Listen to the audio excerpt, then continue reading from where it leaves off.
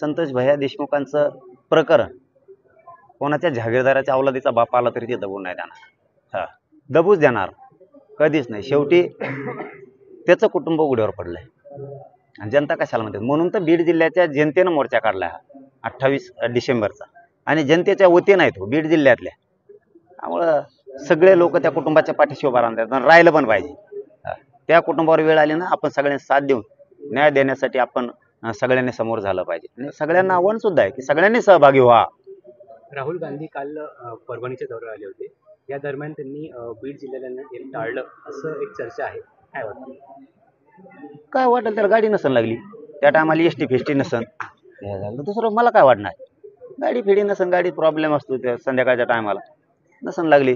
कारण परभणी ते केज गाड्या बंद केल्या सध्या, त्यामुळे गाडी नसन लागली. अडचणीचा काळ आहे त्याच्यामुळं डिझेलाला पैसे नसते. गरीब माणूस नसन आला. गरीबाची घेणं देणं नाही ना. मग तो महायुती असू द्या किंवा ते महाविकास आघाडी असू द्या, यांचं एकदा भागलं गेलं गरीबाचं देणं घेणंच नाही. असे लोक आहेत. मग त्यात महायुती पण आली, त्यात महाविकास आघाडी पण आली.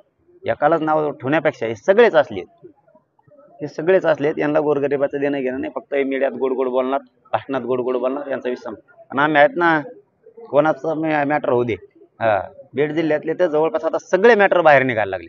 आत्तापर्यंत झालेले जे दहशतीत होते, लपत होते, दबत होते, भीत होते, हे सगळे लोक आता बाहेर पडले. टोटल लोक सांगायला लागलेत आता. आणि लोकांनी सुद्धा सांगितलं पाहिजे. ज्यांच्यावरती जिल्हाभर अन्याय झालेला आहे, या लोकांनी समोर येऊन SP साहेबांना, कलेक्टर साहेबांना सांगितलं पाहिजे.